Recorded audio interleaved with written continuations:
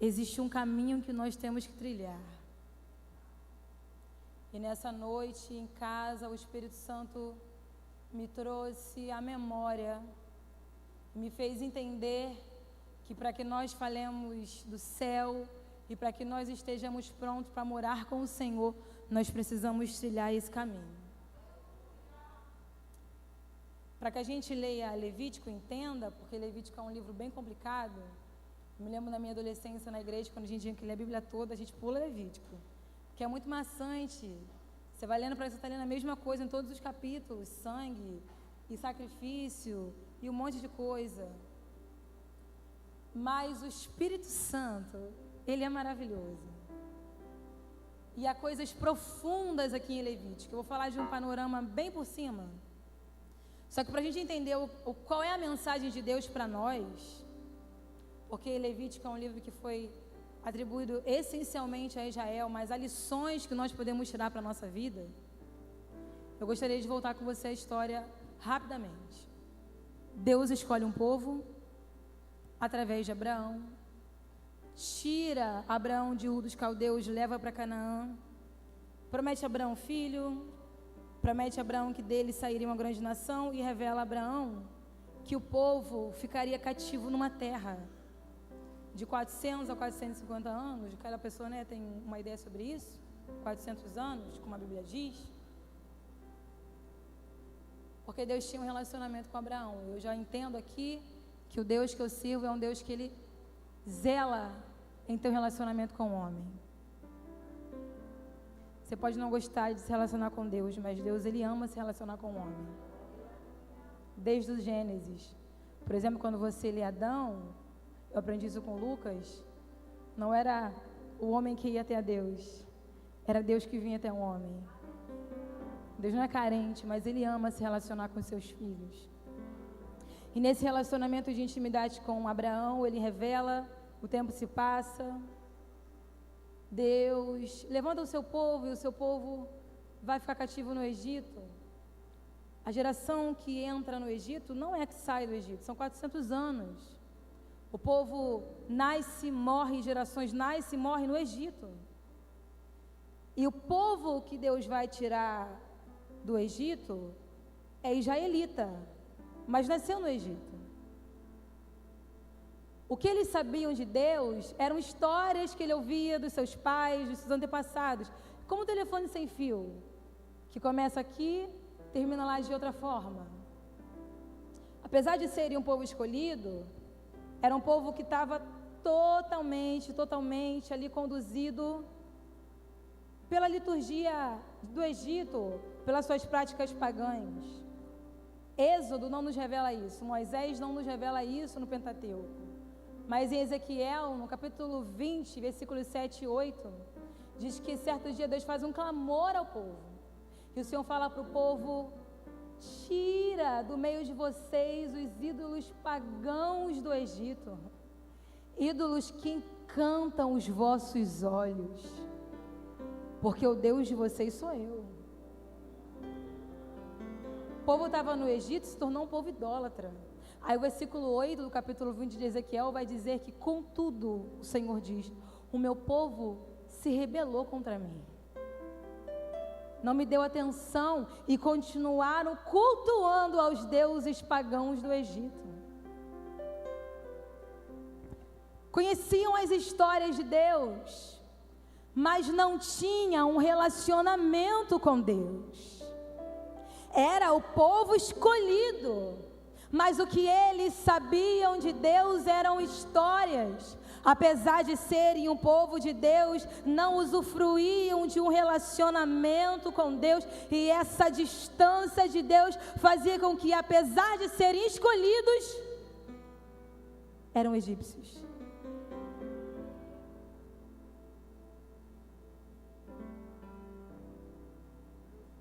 E eu já sinto o Espírito Santo se apresentando em nosso meio. Porque levantamos a nossa mão para Jesus, porque viemos para o culto da Almadetes. Mas se você não usufruir de um relacionamento íntimo com Deus, o que você vai saber dele é histórias. E o seu comportamento vai denotar que o que você sabe de Deus, é a história, é a novela da Record que fala lá do povo egípcio, do povo hebreu.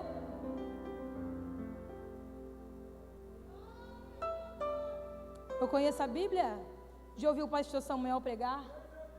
Eu conheço algumas histórias porque eu venho na escola dominical.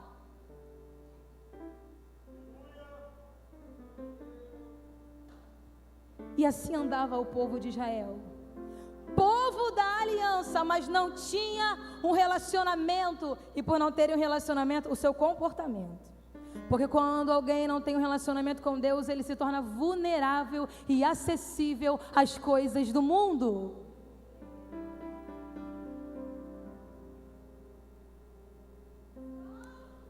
Contudo, mesmo pagãos idólatras ainda eram o povo de Deus, e Deus não estava disposto a abrir mão do seu povo. Você quer uma boa notícia?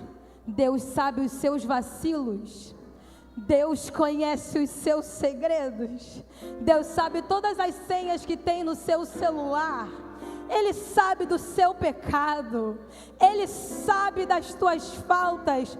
Porém, você pertence a Deus, e Deus não está disposto a abrir mão de você. E Ele te trouxe aqui nessa noite para falar: filho, eu te exorto porque te amo. E quero que você usufrua da eternidade comigo. Você é povo de Deus. Eu não vim aqui te condenar porque eu não sou ninguém. Eu vim aqui para te lembrar de um amor que não desiste.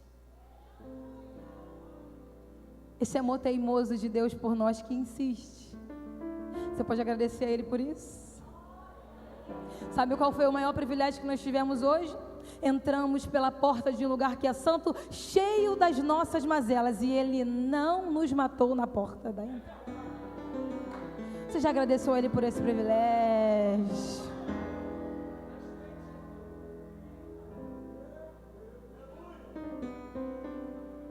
E aí Deus levanta Moisés, tira o povo do Egito, leva o povo para o deserto. Tudo que Deus faz tem um propósito.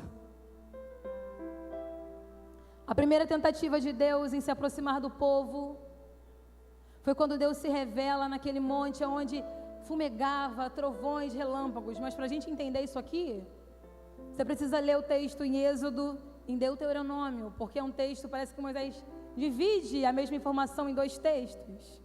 E existe algumas linhas de pensamentos, e uma linha que eu gosto e que faz sentido para mim, que o Senhor manda Moisés e fala: Moisés, manda o povo se santificar 3 dias. E nesse período de tempo ninguém chega perto do monte, porque quem tocar no monte vai morrer, porque o Senhor se apresentaria naquele lugar.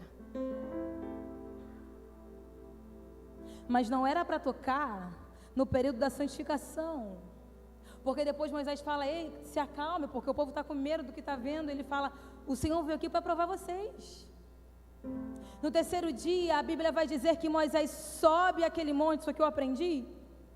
O Senhor desce no cume do monte. O que está acontecendo é terrível. O escritor aos Hebreus, no mesmo capítulo 12 que nós lemos, vai dizer que era tão terrível que Moisés sente medo do que está acontecendo. Vem trevas, vem fogo, vem trovões. A Bíblia fala que o Senhor está no cume do monte, Moisés está no meio do monte, o povo com medo está distante. Mas a Bíblia fala que Moisés falava com Deus, Deus respondia a Moisés e o povo ouvia o que estava acontecendo. E aí quando você lê em Deuteronômio, eu gosto dessa interpretação, e o que prova que Deus queria se encontrar com o povo no monte é porque Moisés subiu e não morreu. Só que o povo está lá embaixo e está dizendo: não, Moisés está no meio do monte, está convidando o povo para a presença. Sobe, Deus chegou aqui, Deus veio nos visitar. E o povo está de longe, está falando: não, Moisés, não. E ele está falando: não, sobe. E o povo está falando: Moisés, fala você conosco e não Deus.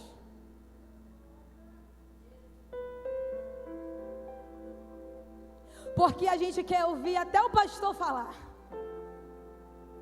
A gente quer ouvir aquele cantor que a gente gosta cantar. Mas a voz de Deus, não, Moisés, fale você e não Deus. E aí o povo revela o que está no coração do povo, porque eles não queriam ouvir a voz de Deus. Eles falam, para que a gente não morra. Porque de fato, todas as vezes que Deus falar com o homem pessoalmente, alguma coisa do homem vai morrer. Mas o povo não estava a fim de morrer. E por isso que ele está falando, fale você, Moisés, que homem, mas o Senhor não. Nós não estamos a fim de morrer.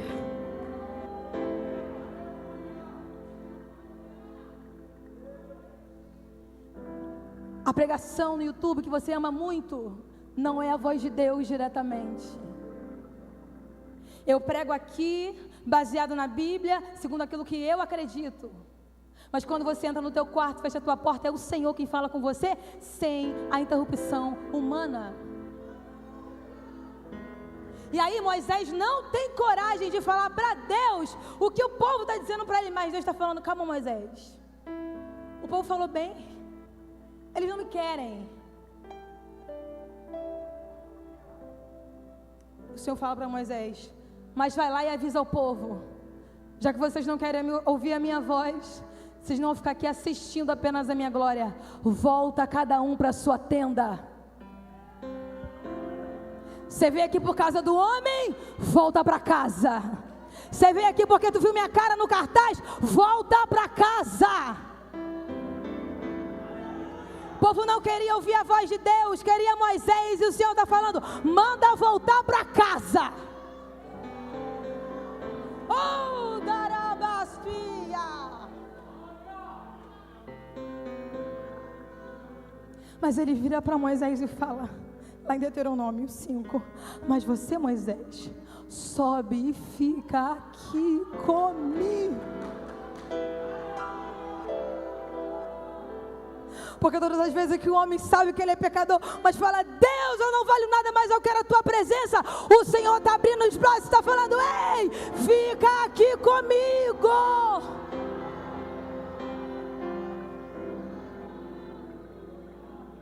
Você veio aqui por causa da Alma Deites, você veio aqui por causa de Jesus. Quem tem o poder de te libertar desse teu pecado de estimação é Jesus.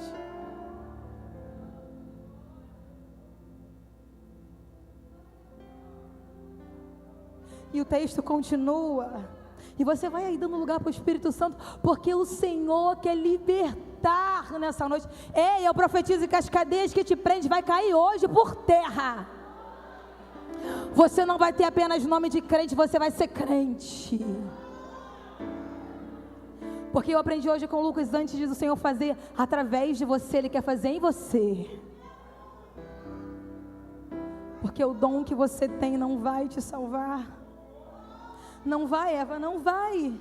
Mateus, está escrito, em teu nome eu curei, em teu nome eu profetizei, eu expulsei demônio, eu rodei com o varão. Apartai-vos de mim, vós que praticais a iniquidade, porque eu não vos conheço. Eu falo isso todas as vezes que eu ministro.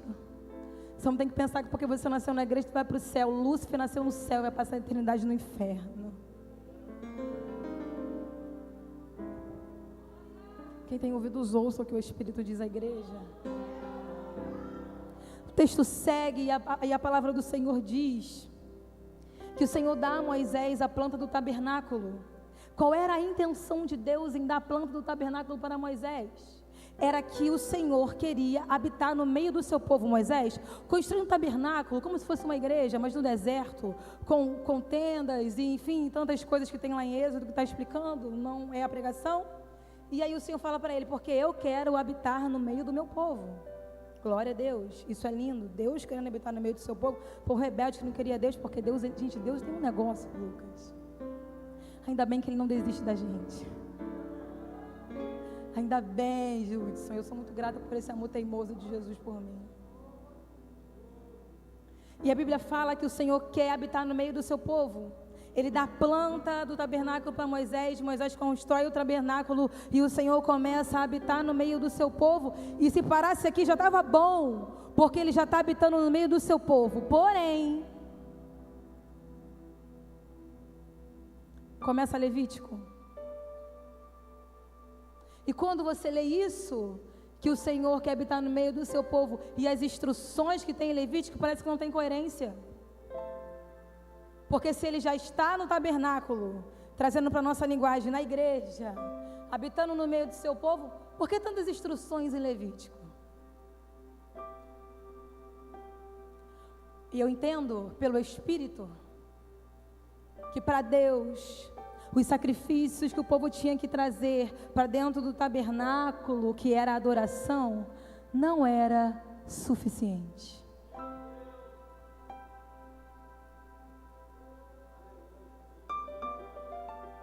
Mas quem mandou construir o tabernáculo, Eva, foi Deus.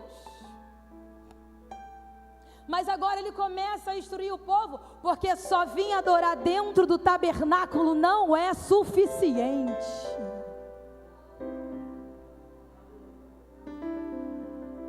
Porque eu posso estar aqui, adorando Deus aqui, mas distante de Deus. Você pode estar sentado aí lindo, maravilhoso, mas você não tem uma vida com Ele fora. Você está até aqui, teu corpo, mas você está distante dEle no teu espírito.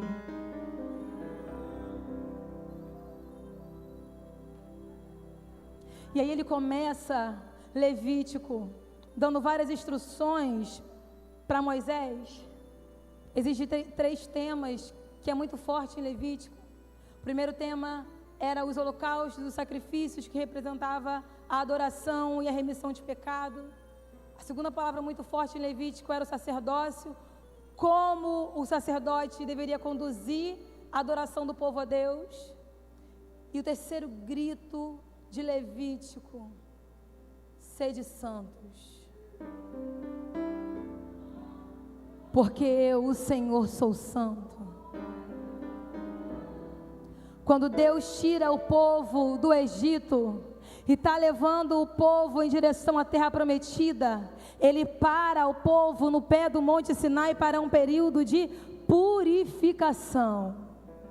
Porque eu venho cheia das minhas mazelas, mas eu não tenho que continuar com elas. O Senhor me convida a um período de purificação. Porque você pegava 20, aqui você não vai pegar ninguém. Porque Ele quer purificar você.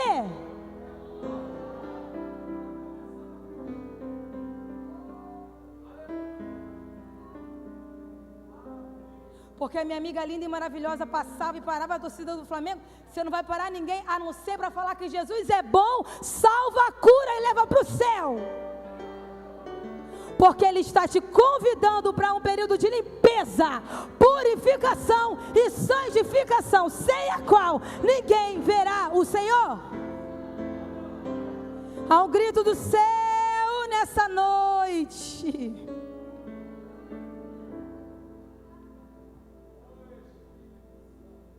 E quando você começa a ler Levítico, você vai vendo que o Senhor dá instrução para tudo na vida do povo. Ele não dá instrução apenas para adoração. Os primeiros capítulos de Levítico, Ele dá instrução para adoração. Mas do meio para o final, o Senhor ensina o povo a ter uma vida santa fora do tabernáculo. A adoração era de suma importância, mas não era só isso que atraía o povo para Deus. Deus habitava no tabernáculo, mas o Senhor queria se relacionar com o povo, porque Levítico é um livro de relacionamento. E como Deus se relacionaria com o povo? Através da santidade do seu povo. Você precisa entender que se você não viver uma vida de santidade, você não vai ter um relacionamento com Deus. E sabe o que mais me deixa perplexa e muito entristecida? É que a minha geração não quer um relacionamento com Deus.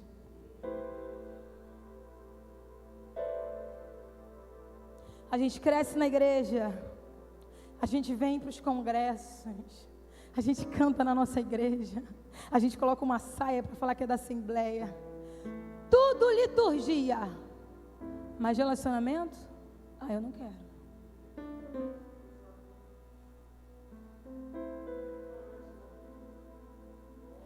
Porque para nós virou suficiente entrar aqui na igreja.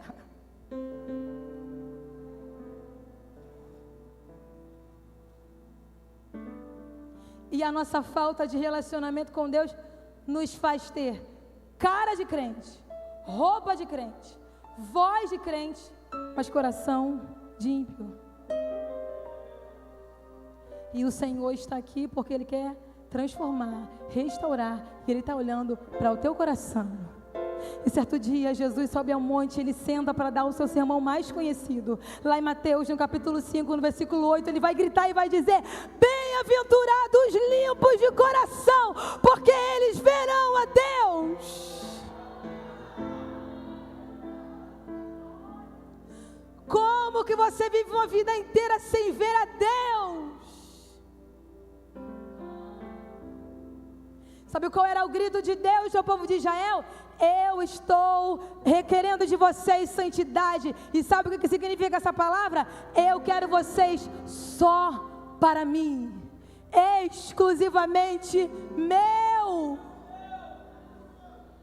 Não é a sua roupa, não é o seu dom, são todas as áreas da sua vida. São os quartos escuros do teu coração, seus pecados de estimação que ninguém pode saber. É nisso aí que Ele está interessado em purificar e santificar para ser dele. Um povo que é exclusivamente separado para Deus. Qual era o objetivo da santificação? Deus queria se apresentar a Israel e às outras nações, principalmente as outras nações, como um Deus santo. E como as outras nações conheceriam o Deus santo? Através da conduta de santidade do povo de Deus. Olha aqui para mim. O mundo vê Deus através de você. A sua conduta mostra que você serve a um Deus que é santo. Eu não estou falando de pessoas religiosas que cospem santidade. Se afaste dessas pessoas. O seu comportamento denota que o Deus que você serve é santo.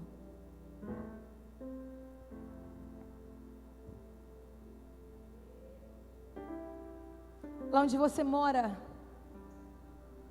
se você se mudar de onde você mora, vai fazer alguma diferença para a vizinhança? A presença está indo embora? Se a igreja onde você congrega fechar hoje, faz alguma diferença no bairro onde ela está?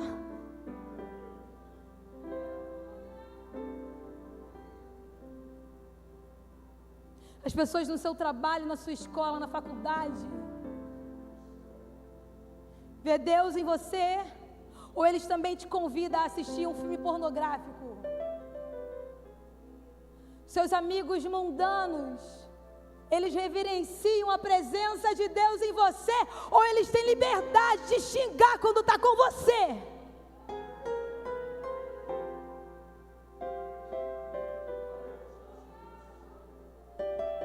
Suas amigas que saem com a roupa da Anitta e Ludmilla emprestada, elas se cobrem quando te vê ou te empresta também para você usar?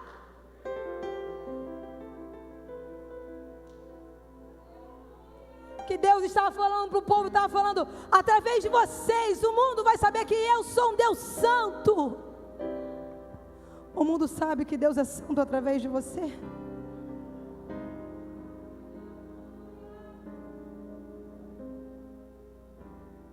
Porque a gente acha que pureza, santidade, eu vou à igreja, eu sou santo.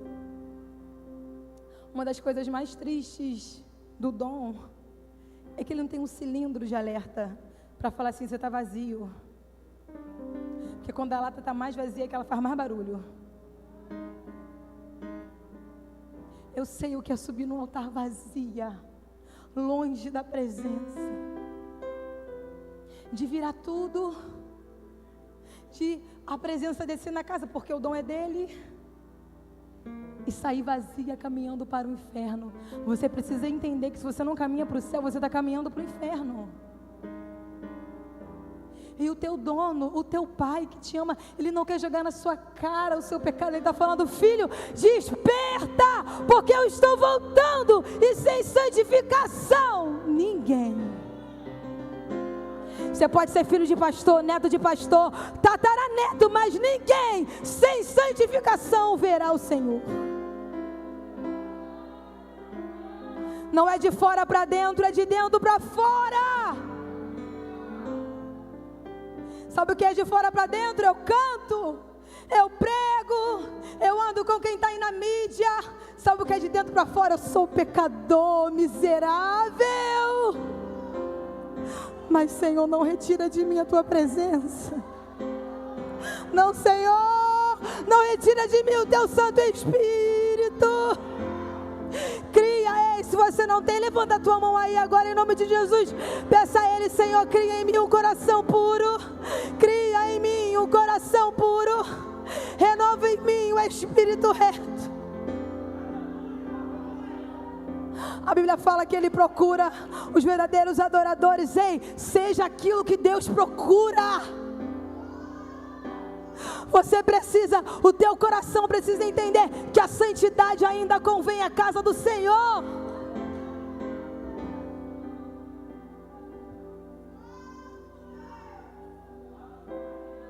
Ai, Espírito Santo,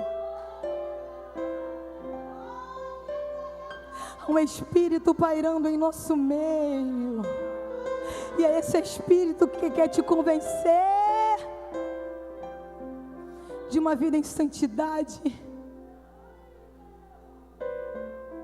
Porque agora eu descobri que se o pastor me colocar no banco, eu posso processar a igreja. Então agora o meu namoro pode avançar o sinal. Quem que te enganou? Que demônio é esse que está soprando no teu ouvido, que você pode fazer da tua vida o que você quiser? Tua vida não é mais tua. Paulo gritou e falou: não vivo mais eu, mas Cristo vive em mim. E a vida que agora vivo na carne, não vivo mais na carne, mas no Espírito. Você está com vergonha de quê? De chamar de quadrada? De alguém descobrir que você é crente? Jesus pegou a cruz que era tua e foi nu, carregando um madeiro que era teu, e não teve vergonha de você, para que você ache que pode ter vergonha dele. Pare de ferir o Espírito Santo, porque ele é sensível.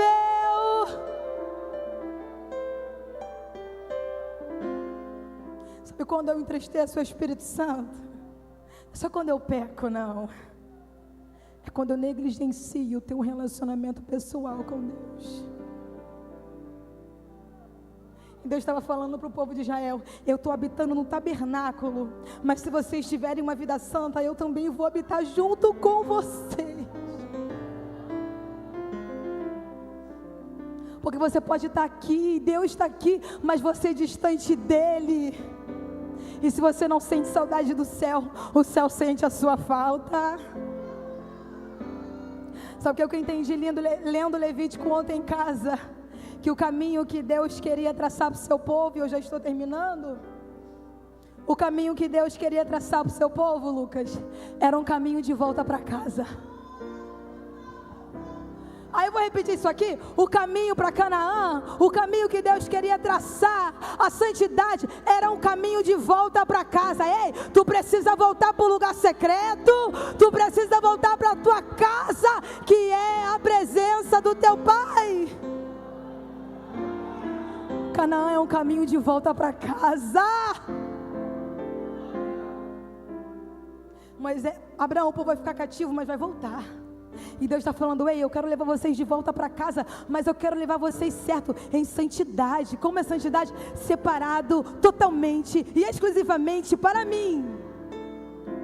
Seu celular é dele, suas amizades é dele, o que você veste é dele, os seus pensamentos é dele, o teu namoro avançado é dele. Se conserta, Israel, para se encontrares com o Senhor teu Deus.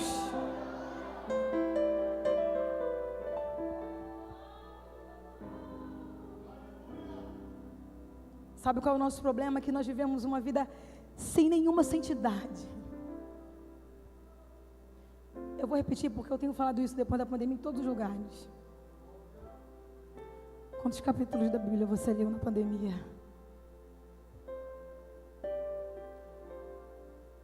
Quantos capítulos da Bíblia você leu na pandemia? Qual foi a madrugada que você passou uma madrugada inteira com Ele? Ou que você acordou todo babado, com sono, e falou: pai, estou com sono, mas eu vou ficar aqui até que o Senhor venha. Qual foi a última vez que alguém virou para você e falou assim: olha, eu vejo Jesus em você? O que é esse negócio que você tem que eu também quero? Você me transmite uma paz, sabe? Mas sabe qual é a nossa fama, igreja? Deus me livre.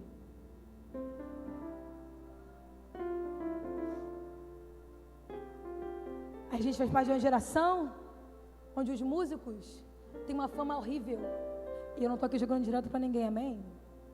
Eu estou falando que é geral, porque eu passo pelas igrejas e eu vejo isso. Músico na igreja, pastor Samuel, tem fama de pegador. Músico na igreja tem aquela fama de: começou a pregação, todo mundo desce. Glória a Deus. E eu vejo que a igreja realmente tem necessidade de fazer um estudo com os músicos e sentar e falar: sabe qual é a sua função? É atrair o céu. Sabe quando você canta, quando você toca, é para atrair a presença. E para mim atrair a presença, eu não posso viver uma vida promíscua lá fora e tocar nas coisas santas de Deus, achando que o céu vai abrir. Eu já fui cantar uma santa lá na igreja, só ele me usou um termo maravilhoso: Eva tem potência de voz, mas não tem presença.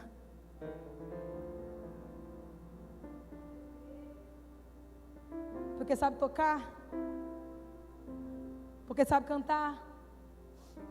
Quem foi que falou? Quem foi que falou? Que músico, quem canta, quem faz acontece na igreja, não tem que ler Bíblia. Sua inspiração vem de onde?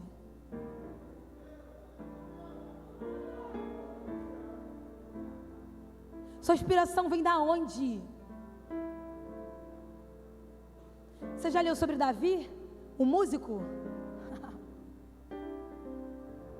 Quando Saul estava endemoniado, ele tocava harpa, e aquele espírito ia embora. E se você tocar, o que acontece? Nada. Conserta-te, Israel. Prepara-te, Israel.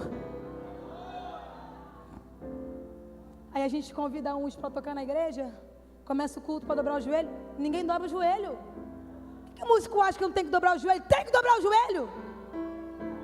A casa não é tua. Por que eu dobro o joelho? Porque eu vou falar com o dono da casa. Como é que eu chego na casa do Júlio, vou entrando ali na geladeira sem falar com o dono da casa? Eu tenho que falar com o dono da casa. Aí não, pastor, você fica sentado na adoração, eu não entendo.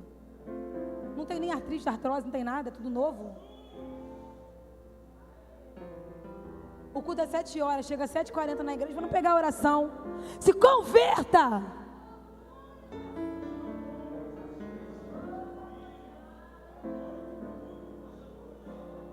Aí, eu não sou saudosista não, mas eu tenho saudade de um negócio, pastor. Que a minha igreja de criança tinha pandeiro na igreja. E o povo não sabia nem tocar pandeiro, mas tinha. E Jesus vinha, e o povo pegava o pandeiro e começava: fala, fala, Senhor, nessa hora. que ansioso te quero ouvir. No pandeiro, teu falar dá valor e restaura. E mais sábio me faz no povo. Levanta a tua mão e adora Ele e diga: ó bendito. Eu já estou terminando.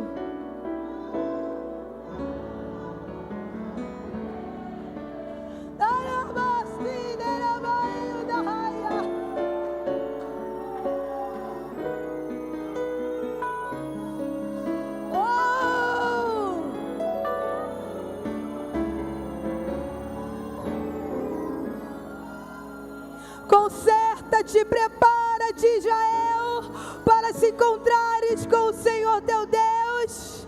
O teu Deus é santo, e tu és filho de Deus. Tu precisa se parecer com o teu pai, que é santo.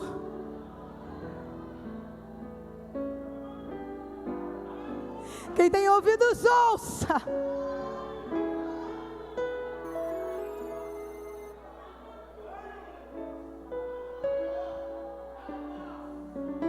Há um grito do Espírito. E há uma água que está correndo. E é água que quer limpar.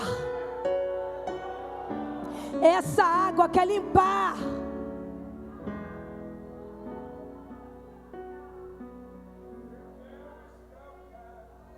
Pastor, eu estava em casa, preparando para estar aqui essa noite.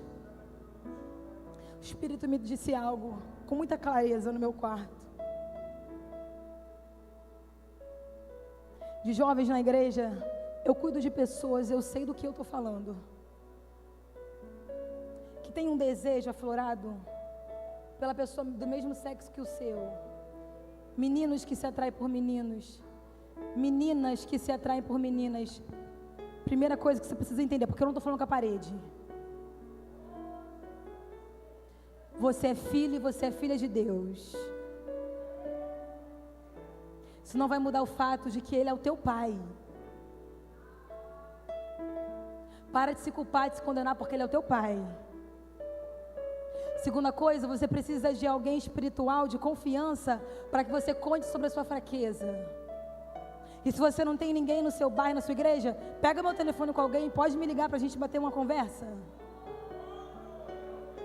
Mas terceira coisa, você precisa fechar as brechas que você está abrindo. Teu pai não tem vergonha do teu pecado. Ele está te esperando de braços abertos, mas você tem que fechar as brechas. Sabe qual é a brecha que o inimigo está encontrando e que está aflorando esse desejo na tua carne?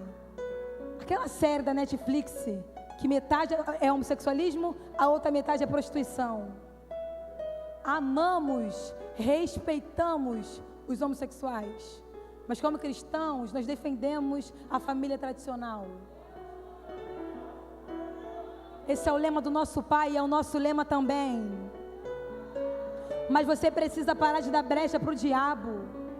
É uma geração que, porque todo mundo assiste, eu vou assistir também. Mas é só um beijo. Aí olha aquilo ali, aquilo começa a florar. Fecha a porta. Fecha essa brecha. Porque é aí que o inimigo está conseguindo encontrar. Aos meninos que ainda são solteiros e as meninas que está com a sua carne aflorada como um desejo aflorado. Casamento não é isso. Está longe de ser isso. Mas sabe qual é a brecha? Essa série que você assiste, que tudo lá é pornografia. Você é santo. Eu vim aqui te lembrar que você é santo. Eu sei o que é isso. Eu cuido de pessoas assim e é uma guerra horrível. Que a pessoa me liga e só quer chorar e só quer gritar e não consegue sair. O pecado não vale a pena. É uma prisão de porta aberta e quando você entrar vai fechar.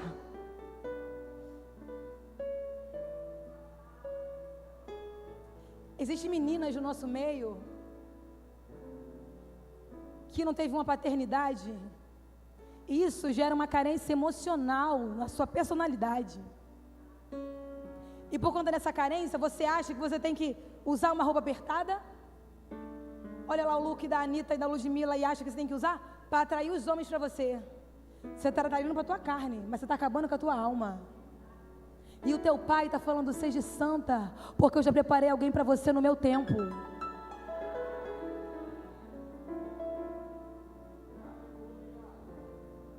E conhecereis a verdade, e a verdade vos libertará.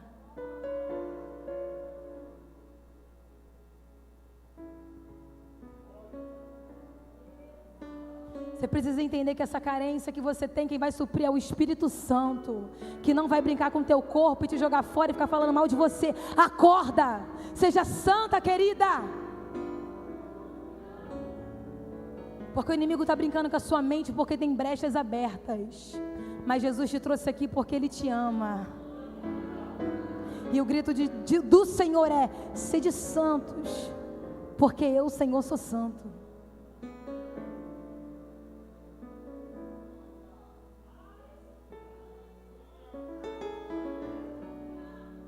Se você não tem amor pela Bíblia, eu tenho dificuldade de entender cristãos que não amam a Bíblia. Eu tenho muita dificuldade de entender isso. Mas se essa é a sua realidade, o Pai te entende. E o Espírito Santo é quem pode te convencer, mas Ele quer a tua sinceridade. Chega para Ele e fala assim: Deus, eu não amo a Bíblia. Eu acho chato. Eu não gosto. Eu esqueci de falar no começo da mensagem que se eu nem pular, você não ia nem rodar. Mas o Espírito, Ele quer convencer a tua alma. Ele quer que você saia daqui consciente, porque eu estou cansada de ir em igrejas, as pessoas entram e saem, e entra e sai do mesmo jeito. Você pode mudar isso hoje. Uma vida de santidade é uma escolha que você faz. Porque ninguém está aqui obrigado, mas Ele falou: você quer me seguir? Você pega a sua cruz. Você pode ver a vida que você quiser, do jeito que você quiser. Mas há algo aqui. Alguns mandamentos que foram escritos porque Ele é o dono da casa. Ele é o dono da sua vida e Ele só quer que você siga por esse caminho. E eu não vou te enfadar, mas eu gostaria de orar com você. Você que sabe que você não está tão bem assim com Jesus como parece. Você que em 2020 não pegou na Bíblia. Isso aqui é uma tristeza, mas é uma realidade. Eu termino com esse testemunho, pastor.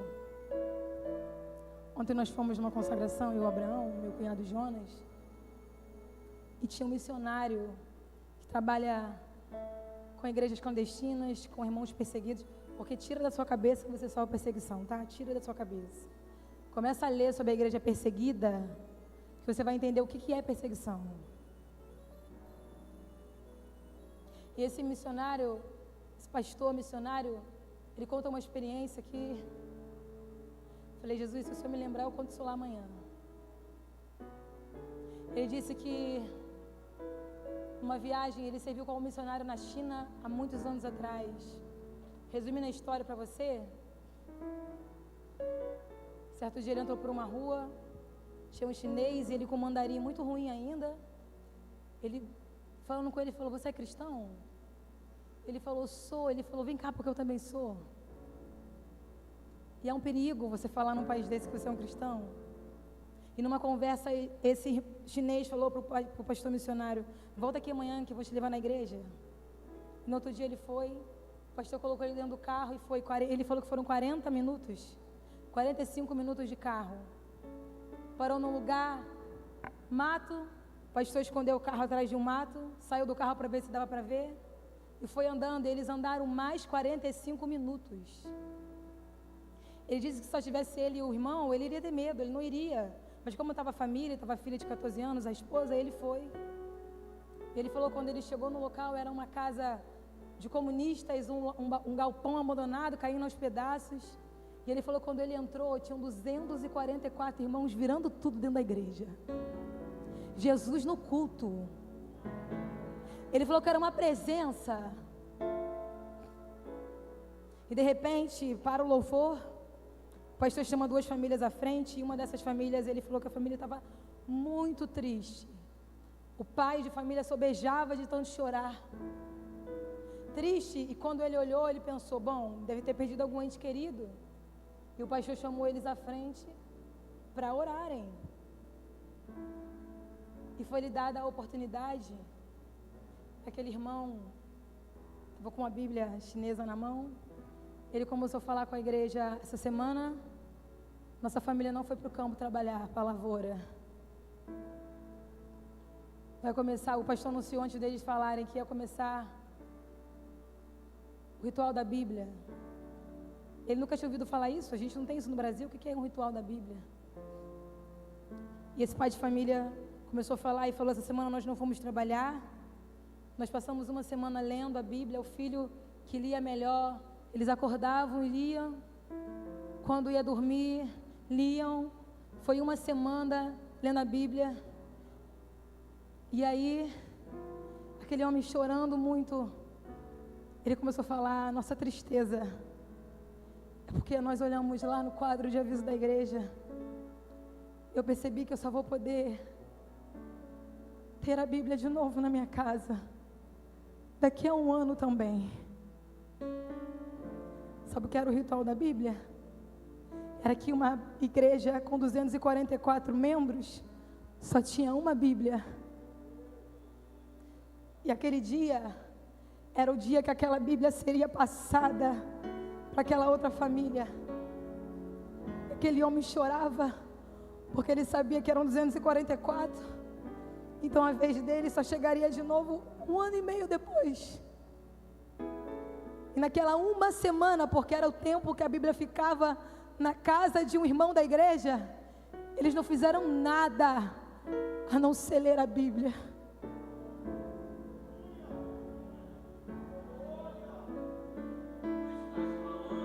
Enquanto ele falava, pastor Samuel, eu me lembrei das minhas Bíblias em casa. E a gente tem tantas, né? Bíblia Thompson, da mulher, King James, aplicação pessoal, e vai seguindo. E a nossa Bíblia fica em casa pegando poeira. E alguém do outro lado do mundo que sofre uma perseguição, chorando porque não teria mais acesso à palavra. Que santidade é essa que a gente fala que vive, se a gente nem ama o Deus que a gente serve? Sabe qual é a verdade? A gente ama o que Deus odeia, e a gente se aliança com quem é inimigo de Deus. Mas essa realidade pode mudar se você quiser. Nesse momento eu queria te convidar para orar, mas eu queria, com permissão do nosso pastor, pedir à igreja para dobrar o joelho. A gente pode, pastor? Porque você vai fazer a sua oração pessoal no seu lugar. Você não vai rodar, você não vai pular, a cadeira não vai voar, mas tu vai sair daqui crente.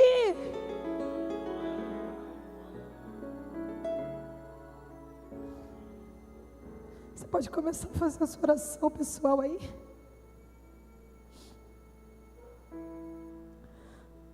Pai,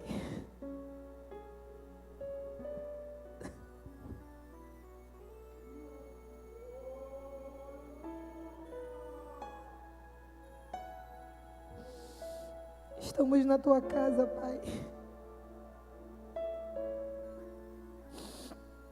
E quantos de nós só está na tua casa, mas não está em ti nem contigo? Nessa noite nós ouvimos o grito do teu amor, Senhor, e nos ajoelhamos em sinal de humilhação a ti, porque queremos reconhecer, Senhor, que não somos santos.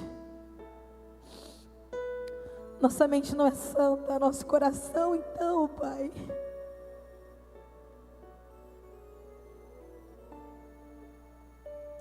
Mas, Senhor, como o salmista disse, para onde me irei do teu Espírito? Para onde fugirei da tua face? Pedro também disse, para quem iremos nós, Senhor? Pai, perdoa as nossas faltas. Perdoa, Senhor, a nossa vida promíscua, o nosso coração que não te ama, Deus.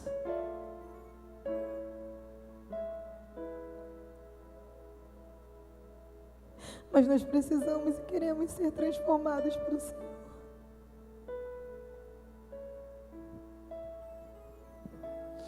Espírito, eu te peço, começa a passear nesses bancos agora. Senhor, eu sou tua filha e os meus irmãos são os teus filhos. Não desista de nós, Senhor. Que o nosso coração insensível, Senhor, não venha te afastar de nós.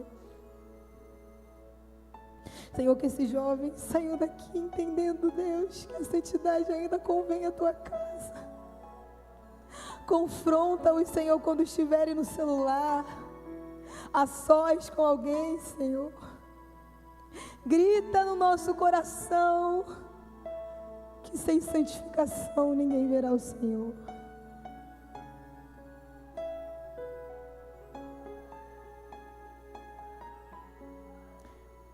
Tu és, Espírito Santo, o Rio de Deus.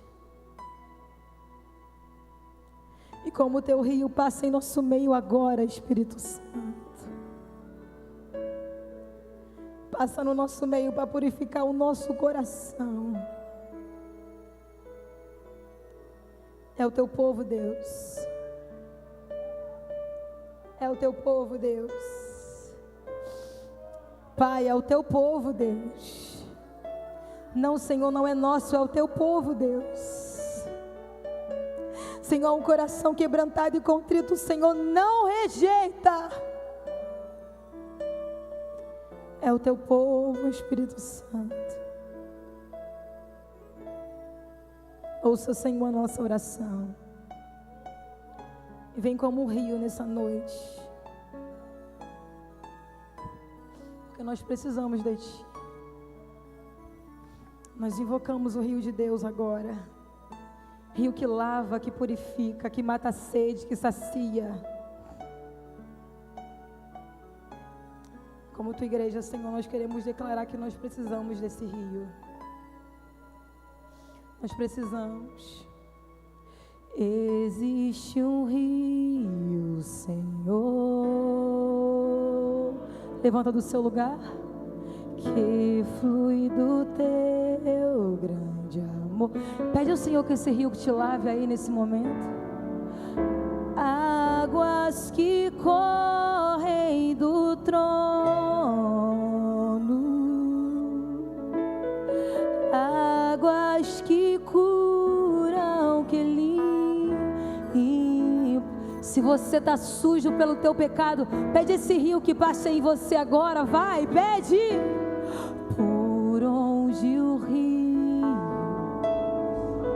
ele está passando aí, tudo vai transformar, pois leva a vida do próprio Deus.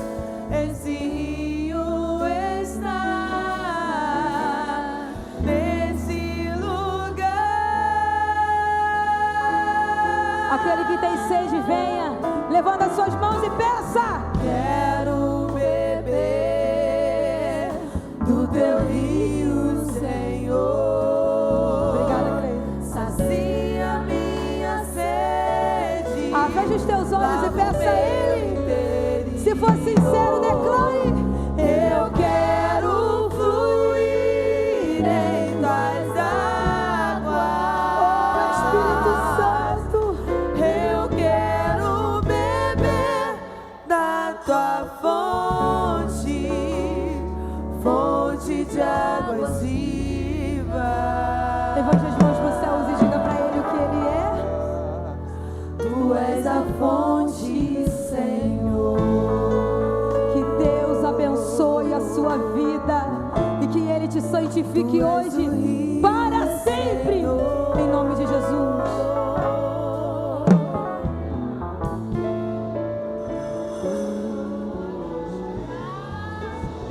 Aleluia, glória a Deus. Aproveitando essa atmosfera de glória, nós vamos ouvir agora Lucas Lopes. Enquanto Lucas Lopes estiver louvando, neste momento você estará ofertando aqui ao Senhor. Mas nessa noite,